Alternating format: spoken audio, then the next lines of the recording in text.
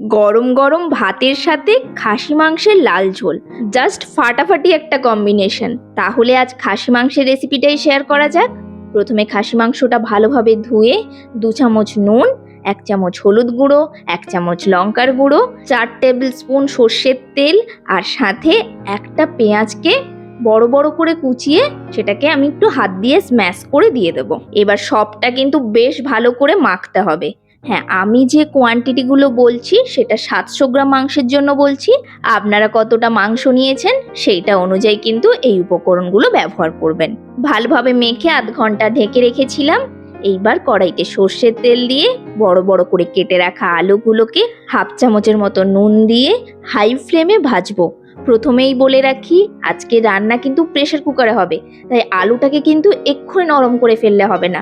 Just একবারের জন্য আমি একটু ঢাকা দিয়ে দেব, তারপর কিন্তু খুলে একেবারে হাই ফ্লেমে উপরের কাজটা লাল হওয়া অবধি ভাজবো। ভিতরে কিন্তু নরম করে ফেললে হবে না। আলুগুলো ভাজা হয়ে গেছে, এখন একটা থালাতে তুলে রাখলাম। এবার কড়াইতে 60 থেকে 70 গ্রাম মতো সর্ষের তেল দিলাম। 1 চামচ চিনি। চিনিটা ক্যারামেল হয়ে গেলে তারপরে দেব গোটা গরম মশলা আর দেব কুচনো পেঁয়াজ। পেঁয়াজটা প্রায় 250 থেকে 300 গ্রাম মতো নেওয়া আছে। এবার পেঁয়াজটাকে কিন্তু একটু বড় সাইজে কেটেছি এখানে। পেঁয়াজটা এবার লাল লাল করে ভেজে নিতে হবে। পেঁয়াজটা যখন প্রায় 90% ভাজা হবে তখন দেব কিন্তু 2 চামচের মতো রসুন বাটা। রসুন বাটাটা দিয়েও ভালো করে কিন্তু কষিয়ে নেব। রসুনটা যদি ভালো ভাজা না হয় মাংসের স্বাদ কিন্তু ভালো আসবে না। রসুনটাকে কিন্তু ভালোভাবে ভেজে নিতে হবে। তারপরে দেব একটা টমেটো কুচি। এবার গিয়ে কিন্তু 1 চামচের মতো নুন দেব, তাহলে টমেটোটা তাড়াতাড়ি গলবে। আরও একটা জিনিস, এরপর যখন এর সাথে আদা বাটা যোগ করব, আদা বাটা কিন্তু তেলে পড়লে ঠিকরে গায়ে চলে আসে। সেটা নুন অথবা লঙ্কার গুঁড়ো দিলে সেভাবে গায়ে আসে না। 2 চামচ আদা বাটা দিয়েও ভালো করে আদাটা কষিয়ে নিয়েছি যতক্ষণ না কাঁচা গন্ধটা গেছে। এবার যে মশলা বাটার জল ছিল তার সাথে 1 চামচ হলুদ গুঁড়ো, 1 চামচ লঙ্কার গুঁড়ো আর হাফ চামচ কাশ্মীরি লাল লঙ্কার গুঁড়ো দিলাম। এবার ভালো করে মিশিয়ে নেব। ঝালটা অবশ্যই নিজের অ্যাকর্ডিংলি দেবেন। আমি ম্যারিনেটের সময় 1 চামচ দিয়েছিলাম, তাই এখন 1 চামচের মতো দিয়েছি। এবার সব মশলাটা ভালোভাবে গুলে মিশ্রণটাকে দিয়ে নিলাম, আরও একটু জল দিলাম, দিয়ে এবার ঢাকা দিয়ে কিন্তু এটাকে কষাতে দেব। এই সময় অবশ্যই গ্যাসের ফ্লেমটা লো রেখে ধৈর্য ধরে কষাবেন, তাহলে কষানোটা খুব ভালো হবে। এইভাবে যখন তেল ছেড়ে যাবে তখন ওই ম্যারিনেট করা মাংসটা দিয়ে দেব। যেহেতু ম্যারিনেট করে আধ ঘন্টা রাখা ছিল, নিচে কিন্তু জল ছেড়ে দেবে। ওই জলটা আর দেব না, ওই জলটা ফেলে দিয়েই কিন্তু মাংসটা দিয়ে এবার ভালো করে মিশিয়ে নেব মশলার সাথে। তারপর 2টো রসুনকে ভালোভাবে পরিষ্কার করে ধুয়ে দিয়ে দেব। এইবার কিন্তু আসল কাজ, মাংসটাকে এবার কিন্তু ভালোভাবে কষাতে হবে। প্রায় 30 থেকে 40 মিনিট কিন্তু মাংসটাকে কষাতে হবে। প্রথম 1-2 বার কিন্তু গ্যাসটা হাই রেখেই ঢাকা দিয়ে কষাবো, যাতে জলটা ছেড়ে বেরিয়ে আসে।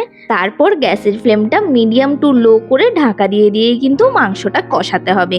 যে কোনো মাংস যত ভালো কষানো হয় তার স্বাদ কিন্তু তত বেশি হয়, তবে একটু ধৈর্য কিন্তু ধরতে হবে। মাংসটা প্রায় 90% কষানো হয়ে গেছে। এখন আলুটা দেব। আলুটা দিয়ে ভালোভাবে মিশিয়ে নেব সমস্তটার সাথে। এবার আর একবারই ঢাকা দেব যাতে ভালোভাবে কষানো হয়ে যায়, কারণ আলুটাকে কিন্তু এখন সেদ্ধ করলে হবে না। এবার যতটা গ্রেভি রাখবো সেই অ্যাকর্ডিংলি কিন্তু প্রেসার কুকারে জলটাকে উষ্ণ গরম করে নিয়েছি। এবার মাংসগুলো এক এক করে প্রেসার কুকারে দিয়ে নেব। প্রেসার কুকারে একটা জিনিস খেয়াল রাখতে হয়, খুব বেশি জলের প্রয়োজন হয় না, কারণ এটা জল কিন্তু টেনে নেবে না। সমস্ত মাংসটা ট্রান্সফার করে দিয়েছি প্রেসার কুকারে। এখন নুনটাকে টেস্ট করে নুনটা দিয়ে নেব আর গরম মশলা দিয়ে নেব। যা টেস্ট করার কিন্তু এই সময় করতে হবে, এরপরে আর চান্স পাওয়া যাবে না। এবার প্রেসার কুকারটা বন্ধ করে প্রথমে একটা মিডিয়াম টু হাই ফ্লেমে সিটি মেরে নেব, তারপর পরপর 2টো লো ফ্লেমে সিটি মারলেই মাংসটা কিন্তু হয়ে যাবে। এবার কিন্তু একেবারে খাওয়ার পাতেই খুলবো, তার আগে কিন্তু প্রেসার কুকারটা খুলবো না। ভাত রেডি করে এবার প্রেসার কুকারটা খুলেছি। দেখুন মাংসটা কিন্তু সুন্দরভাবে সেদ্ধও হয়ে গেছে, কিন্তু গলে যায়নি। ব্যাস, মাটন রান্না কিন্তু আমার কমপ্লিট। তাহলে আজকের রেসিপি কেমন লাগলো জানাতে ভুলবেন না। আর যদি ভালো লেগে থাকে তাহলে চ্যানেলটি সাবস্ক্রাইব করে বেল আইকনটি প্রেস করে রাখবেন নতুন আরেকটি দুর্দান্ত রেসিপির জন্য।